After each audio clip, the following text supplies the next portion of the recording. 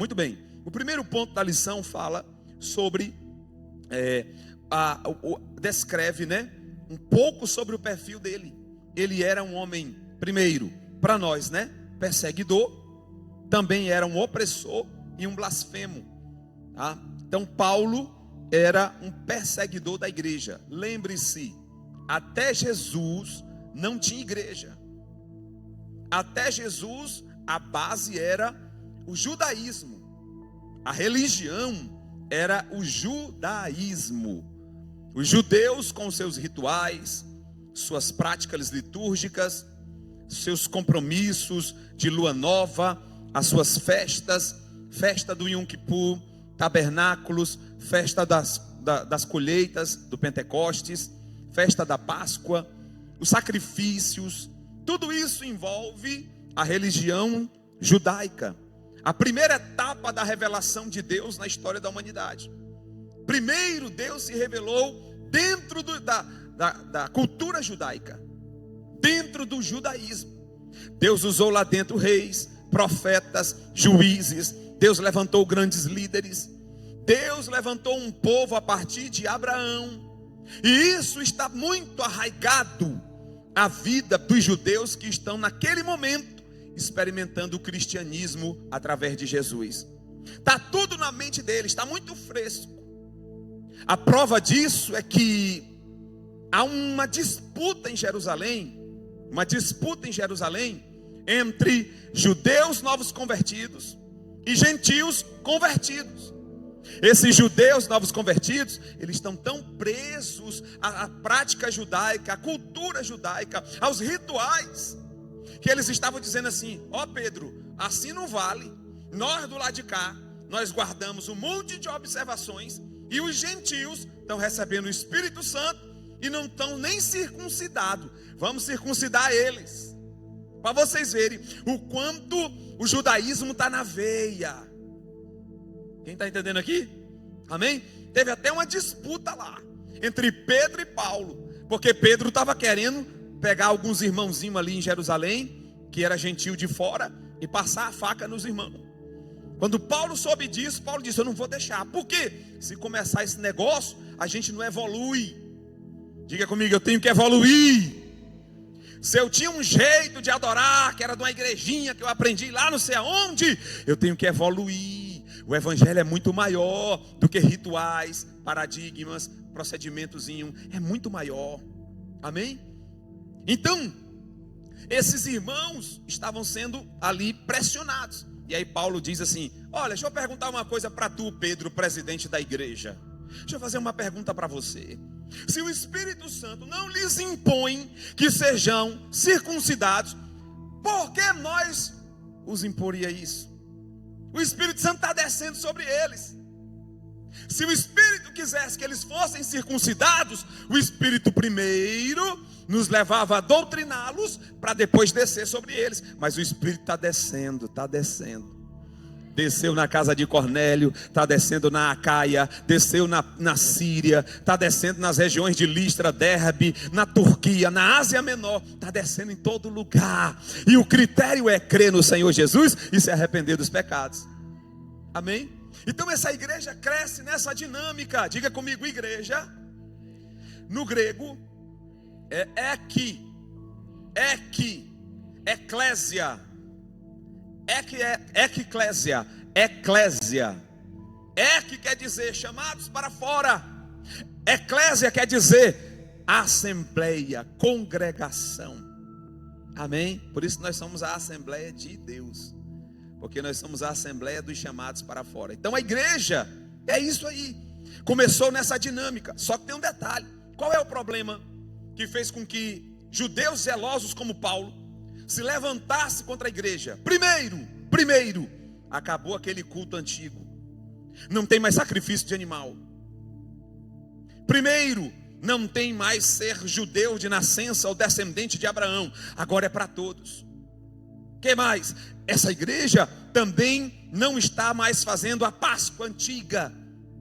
Essa igreja agora está bebendo um pouco de suco e comendo um pão e ficando alegre e dizendo que é o corpo de Cristo, e isso quebra com a dinâmica do judaísmo, porque para o judeu, Jesus ainda não voltou, ou o Cristo ainda não apareceu, mas o Cristo já tinha vindo. Então, é muita coisa ao mesmo tempo. Isso despertou nos judeus zelosos como Paulo um sentimento de querer parar essa obra. Irmão, você já parou para perceber que a gente tem dificuldade de aceitar o novo? Tudo que é novo a gente fica espantado. Tudo que é novo a gente fica cheio de dedos. A gente fica procurando, né? Tudo que é novo, a gente tem dificuldade com o novo.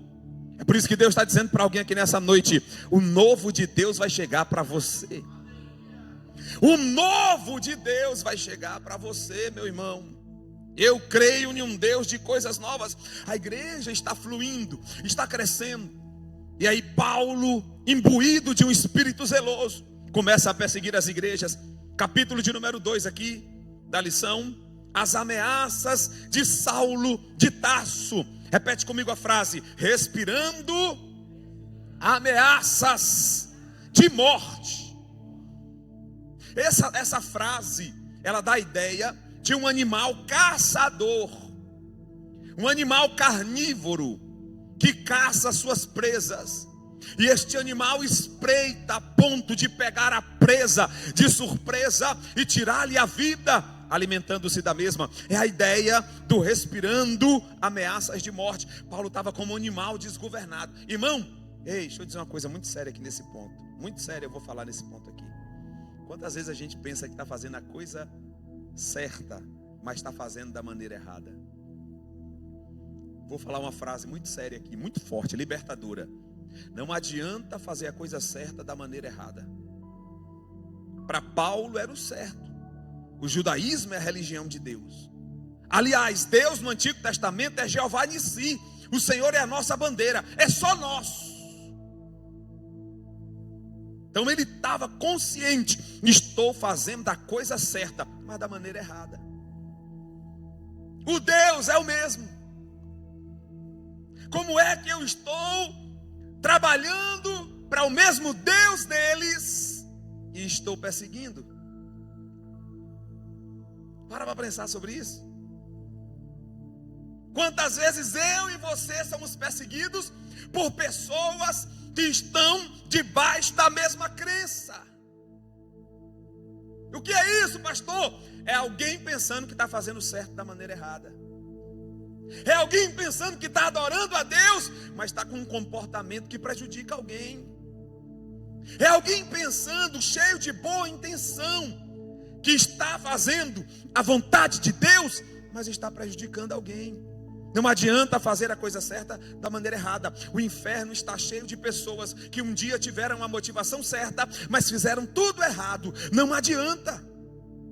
Paulo aqui, o Saulo aqui, ele está ameaçando os cristãos, pensando ser um zelo pela verdadeira palavra de Deus. Que palavra de Deus é essa que mata? Que palavra de Deus é essa que persegue?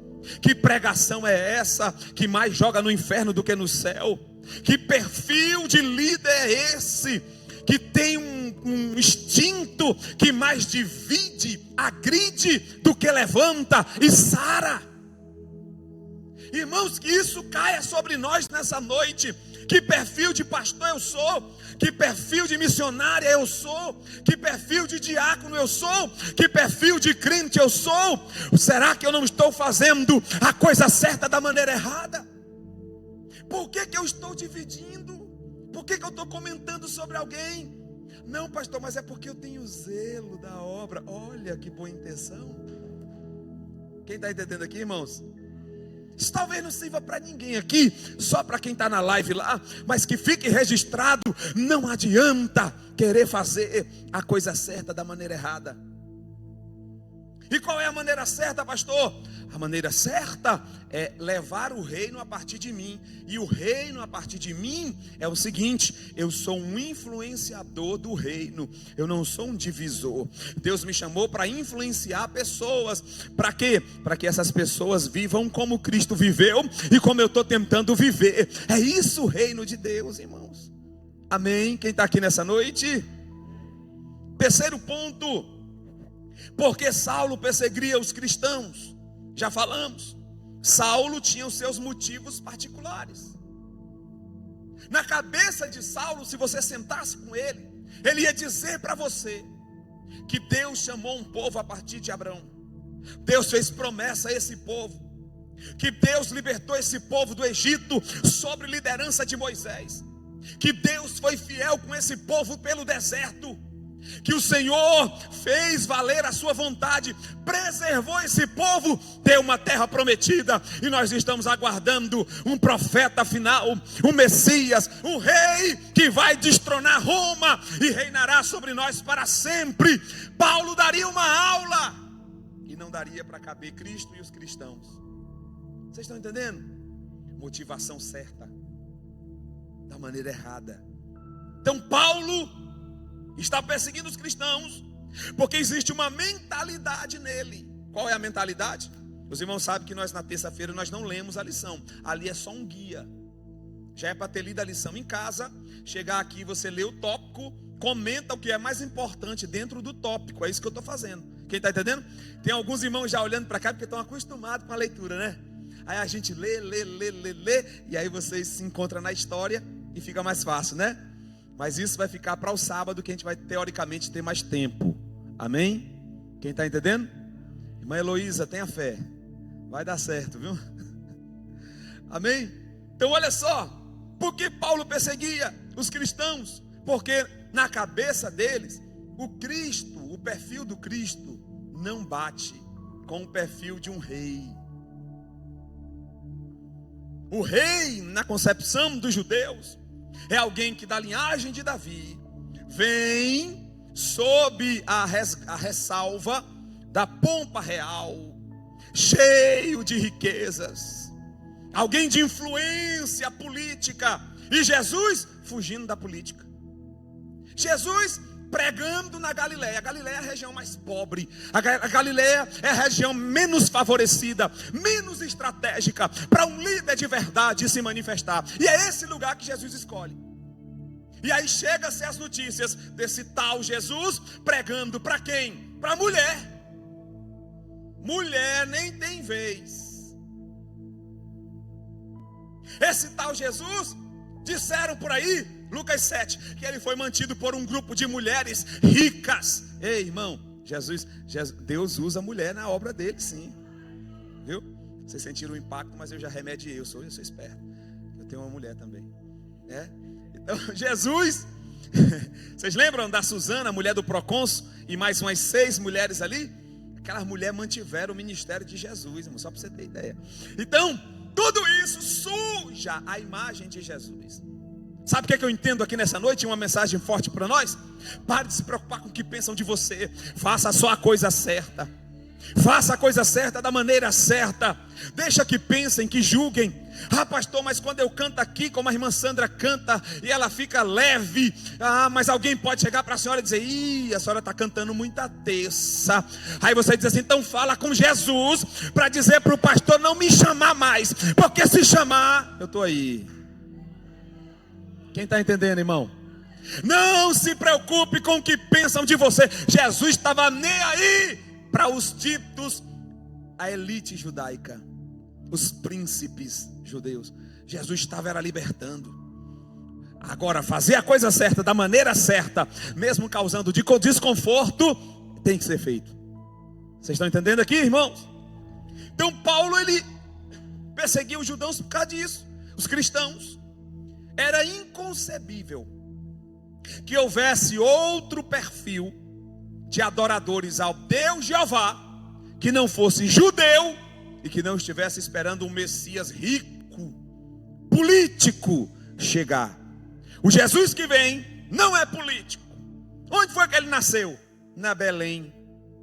Belém é periferia da periferia. Onde ele nasceu? Que tipo de recebimento litúrgico oficial foi tocado para ele? Nenhum da terra, só os anjos cantaram no céu.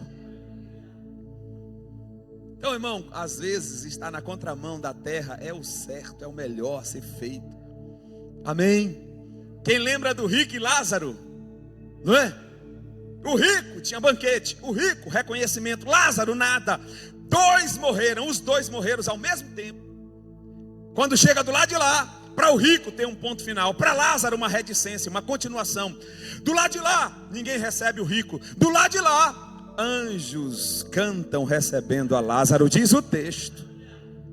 É melhor se preocupar com o que o céu está vendo, pastor. Ninguém está vendo, mas o céu está vendo, o céu está movendo em teu favor. Amém. Ó, irmão, depois de certas coisas na minha vida, pastor Marcelo, eu não acredito mais em coincidência.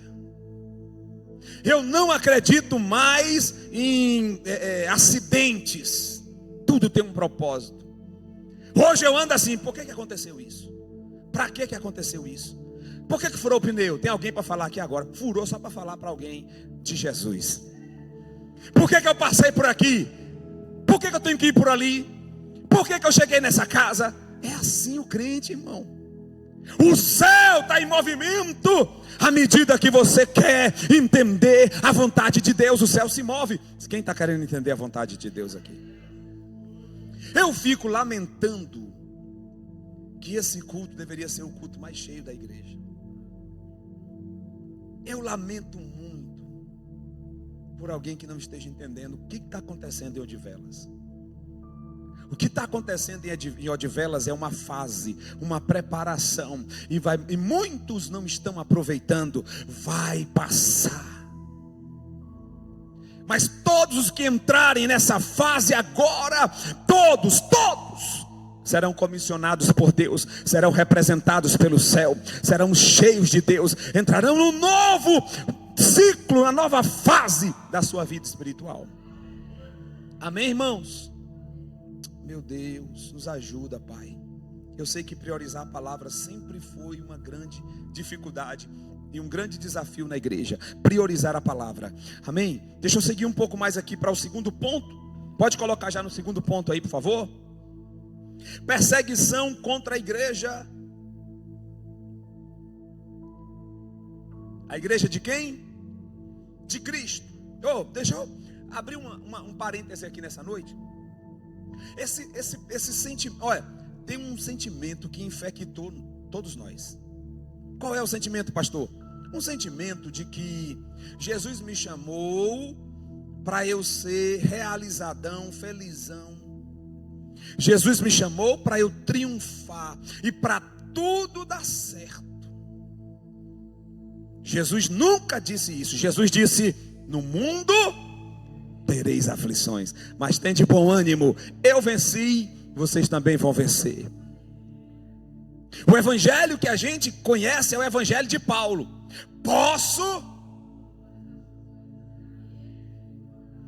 Mas o que são todas essas coisas? Posso todas as coisas naquele que me fortalece. Ou seja, eu vou ser rico, poderoso, determino, alcanço. Não, eu passei escassez, eu tive fome, nudez, perseguição. Posso tudo naquele que me fortalece. Amém, meus irmãos? Esse é o evangelho. E quem não vem para culto de ensino corre um sério risco de se escorregar do verdadeiro evangelho. Entrar nas negociações espirituais, entrar no sentimento de triunfalismo. Senhor, eu vim para ser abençoado, eu dou o dízimo para ser abençoado, eu dou oferta para ser abençoado, eu vou na igreja para ser abençoado. Não, eu vou ao culto para queimar no Senhor, para o Senhor. Eu vou ao culto para sacrificar, eu vou ao culto para entregar para Deus, eu vou adorar. E se Deus der, Ele é Deus, mas se não der, continuará sendo Deus. Esse evangelho é mais complicado. É o evangelho da Bíblia.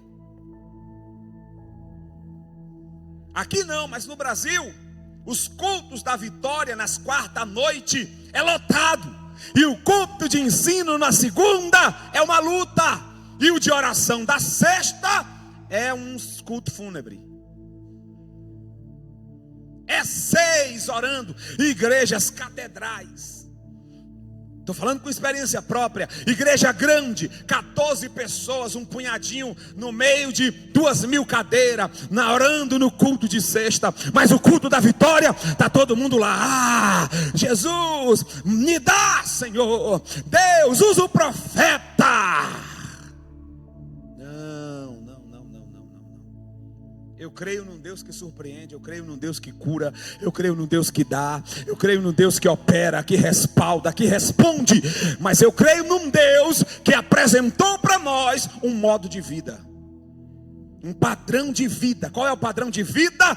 Negando-se a si mesmo, vivendo um propósito que é maior do que eu, do que os meus sonhos, vivendo o reino de Deus na terra. E o Senhor vai honrando, dando capacidade, dando sentido à vida. Amém? Você pode ver que as pessoas que mais buscam mistério e mais buscam vitória são pessoas tristes. E pessoas que mais estudam a palavra e mais oram são pessoas leves. Passam pela mesma luta, mas um é Satanás, é uma rasteira, é o diabo puxando meu tapete. E o outro, Deus está me provando, Deus está me preparando. É um momento novo, está doendo, mas eu vou passar. Vocês já viram que tem um grupo neopentecostal por aí que tudo para eles é o diabo. Ele cai da bicicleta, o inimigo está furioso. Deus fura o pneu do carro dele para ele parar no lugar, para dar uma palavra para alguém que vai se matar. E ele está dizendo, foi o diabo.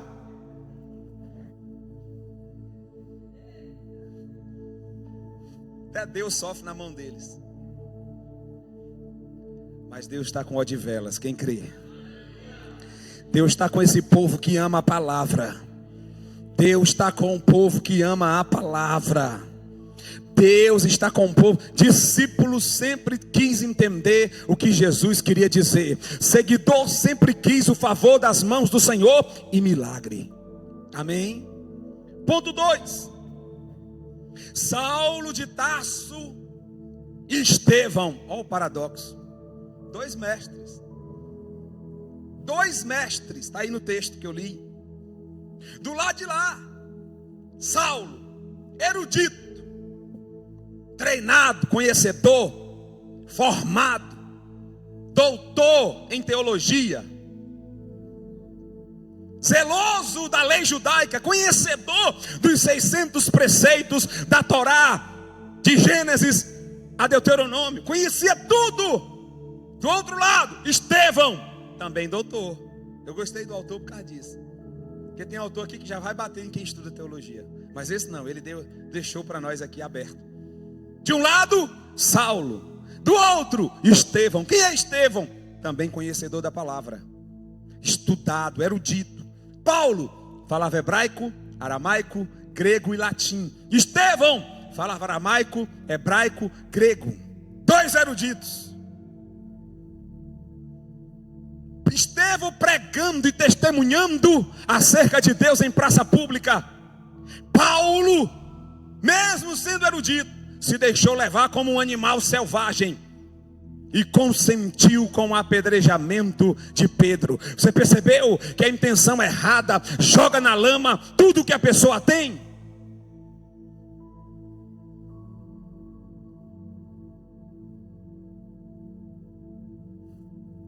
E aí, o que acontece? Estevão morre, apedrejado por... E Paulo, a Bíblia diz que Paulo consentia com os apedrejadores.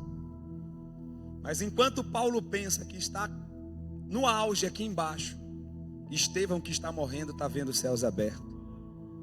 E está vendo Cristo sentado à destra de Deus.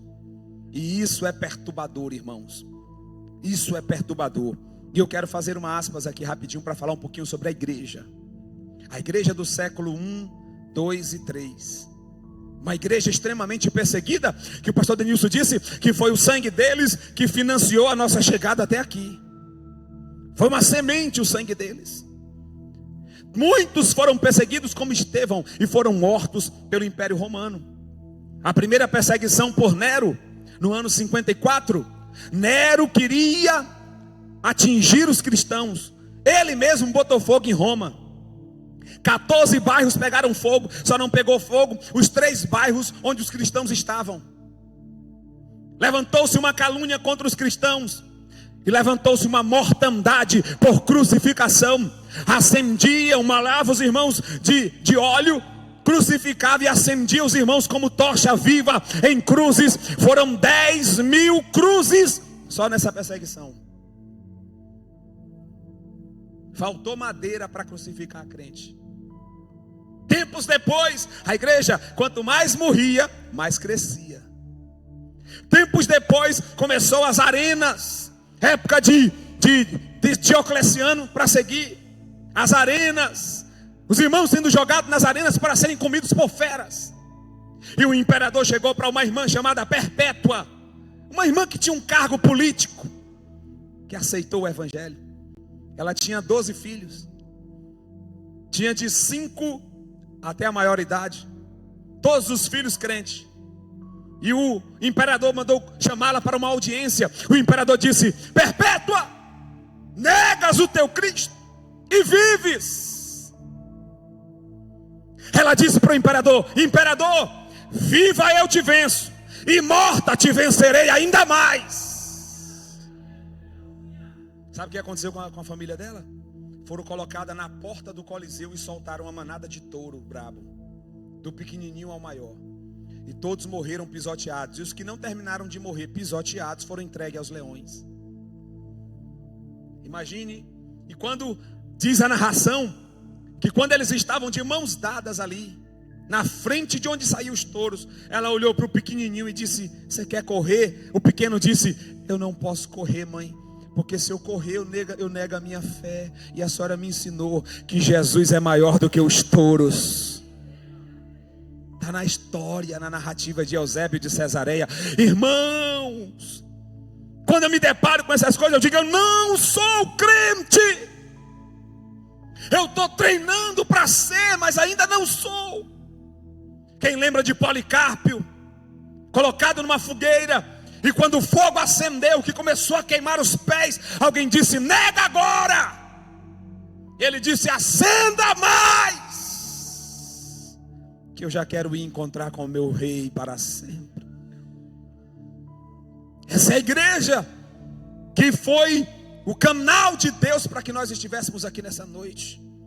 Que você e eu despertemos, amados, para uma vida mais intensa no evangelho. Eu sei que aqui não é para menino, aqui Portugal é difícil, mas desperte, porque se não fosse a fé desses irmãos, o evangelho teria sido bloqueado. Mas Deus sabe quem chama. Deus te chamou. Vou falar de novo: Deus te chamou. Jargão de pregador, olha para o irmão que está do lado e diga: Deus te chamou. Quem está na frente, toca nesse irmão e diga: Deus, foi Deus, Ele não se enganou. Ele sabe que Perpétua não tinha nada de angelical, era uma mulher, mas o que havia nela de poderoso? Decisão e posicionamento.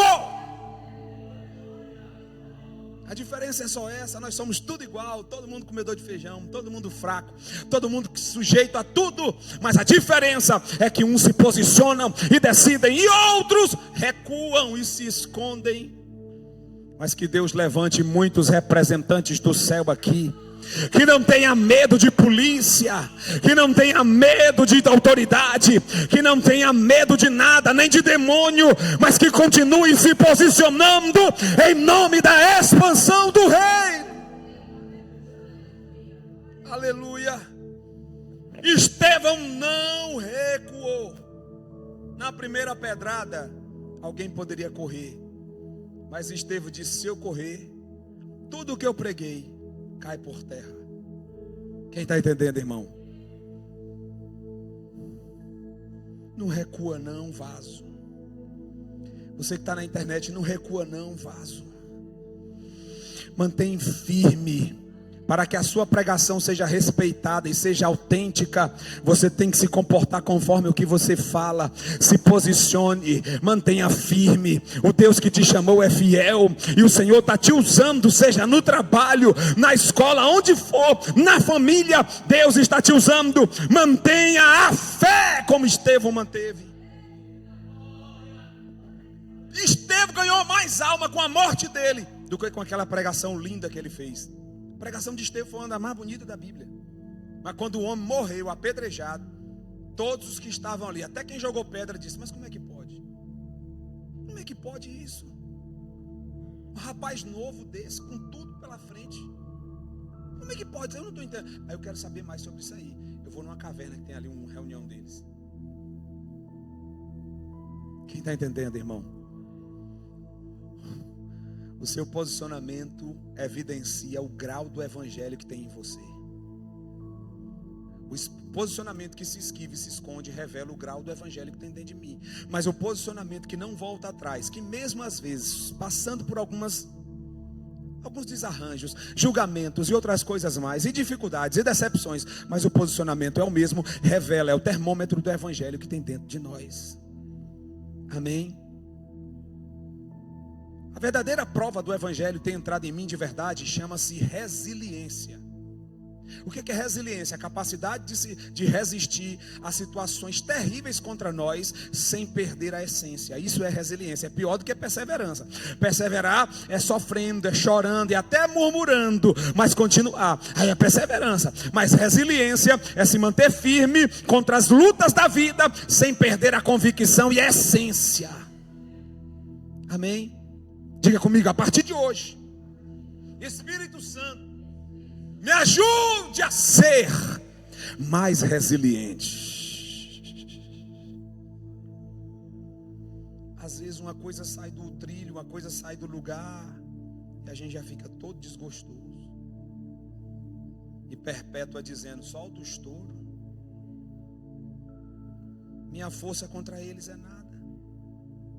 Mas minha fé é mais poderosa do que o tropel deles e do que o chifre deles. A minha fé é mais poderosa. Amém, irmãos? Eu parei aqui, eu trouxe aqui um resumo de 8 famílias, mas acabou o tempo. Eu ia falar sobre 8 famílias que morreram de forma triunfante, de forma a convicção delas contagiar os outros. 8 famílias, mas numa outra situação eu falo. Terceiro ponto, uma intolerância religiosa, política contra a igreja atual. Esses dias aconteceu um negócio aqui em Portugal, de uma ADEF estar pregando o evangelho em um lugar, e um grupo de Islã está também fazendo um movimento deles na mesma praça, um numa ponta, outro noutra. A polícia foi na igreja: olha, você não pode fazer essas coisas, isso aí é ferir a fé dos outros, isso é proselitismo. Aí a pessoa que estava lá falou com o chefe da guarnição: e aquele pessoal do outro lado lá? Não, aquilo ali é cultura. Você entendeu? Você entendeu o mal? A orquestração do mal por trás das coisas? Irmãos, o mundo jaz no maligno. A Bíblia diz que há um espírito do mal operando de maneira poderosa, principalmente na Europa. A Europa está vivendo um misticismo terrível, uma junção de ideias, ideologias, onde as famílias são subvertidas, onde o jovem tem que pensar o que quer, decidir o que quer para ele. Isso é felicidade, isso é autonomia. E do outro lado, um islamismo radical entrando. Não sei como é que eles estão conseguindo se juntar, mas está se juntando até o islamismo se estabelecer e meter a faca em quem gosta de desmoecar, porque eles não aceitam. Eles estão usando essa massa de manobra. Esses jovens revoltados, eles estão cooptando. Mas no Alcorão deles, no livro deles, é morte para esses. Sabiam disso? Não. Quando eu vejo um jovem todo apaixonado pelo Islã, pelas teorias Islã, eu levo ele para o capítulo 42 do Alcorão. Vai lá no capítulo 42 do Alcorão, lê lá o que é que tem lá. Todo aquele que nega a sua própria natureza, como homem ou mulher, é digno da espada e da jihad santa. A jihad santa é a morte. Essa morte o purifica na fé deles. Vai morrer. Não, mas eu não quero mais. Vai morrer para te purificar. Já são 14% da Europa. Já entraram em toda a região ali do Afeganistão. Todo mundo ali já é islã. A Índia, que era hindu, hoje mais de 70% é islã. A Europa está sendo invadida. Eu conversava com um senhor aqui, que tem uma loja de carro aqui, com o pastor João Paulo. Paramos lá para tentar pregar o evangelho. E o homem querendo vender carro para nós, ele querendo entregar Jesus para ele querendo vender carro. Resumindo, Ele começou a falar mal dos brasileiros. Aí eu fui me inchando.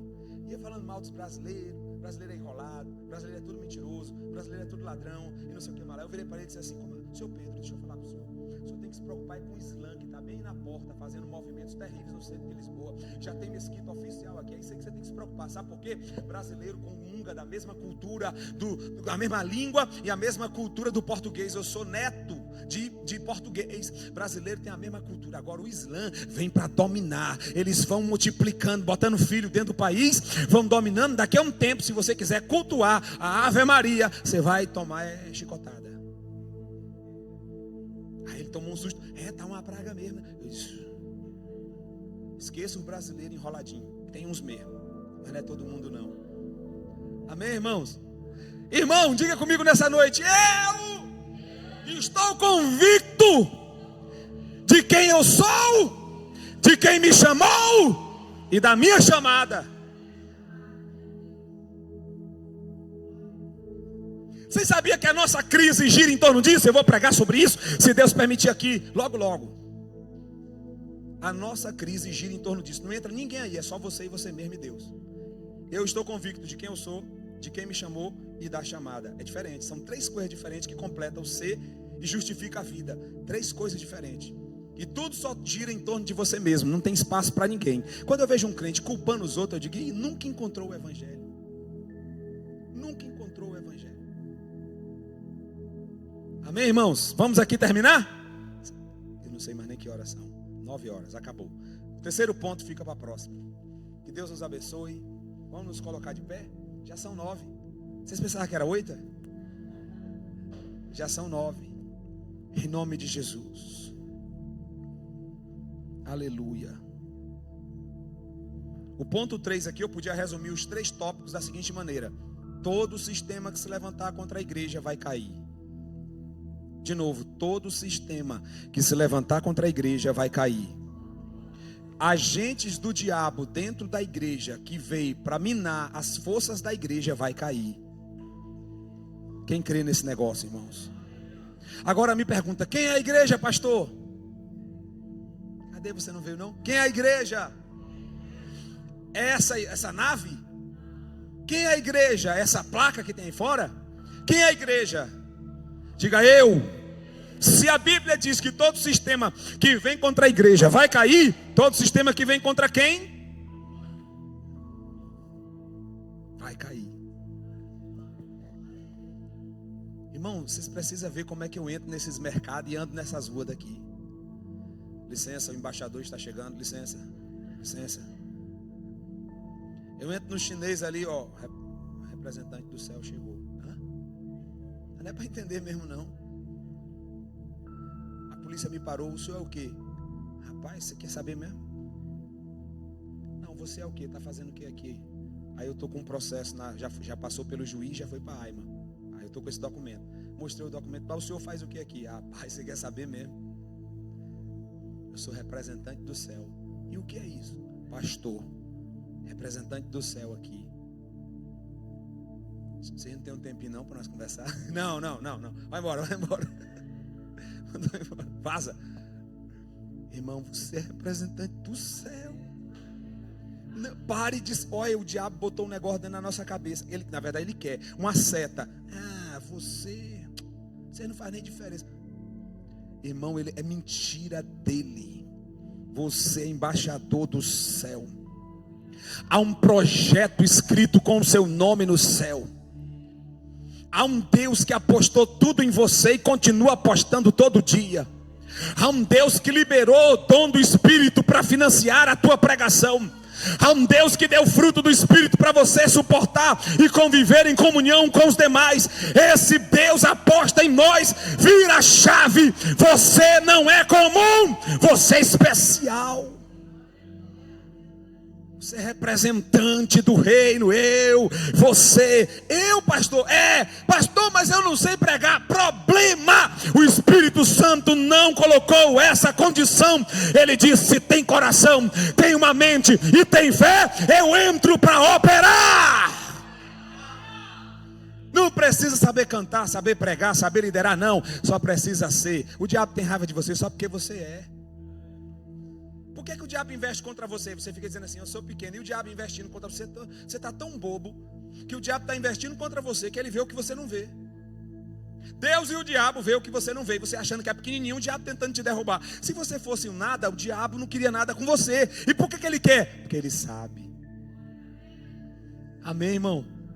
Senhor Deus, obrigado, Pai, pela Tua palavra aos nossos corações nessa noite. Obrigado, Espírito Santo, por mais uma vez ter nos despertado, ter nos tocado, ter nos influenciado com a cultura do céu, Pai. Senhor, ajuda-nos mais uma vez a continuarmos firmes, a continuarmos fortes e constantes no que o Senhor tem para nós. Deus, nos livra de todo sentimento de oscilação, Senhor. Deus, não nos deixe estar bem na segunda e mal na terça, bem na quarta e já morrendo na quinta, mas nos ajuda a manter-nos firmes. Senhor, acende em nós a nossa chamada, acende em nós o nosso propósito, pois esse é o combustível para manter a constância quando tudo sair do trilho, Pai. Nos ajuda, Espírito Santo, ajuda os nossos obreiros, ajuda as tuas filhas, ajuda os teus filhos, em nome de Jesus, amém.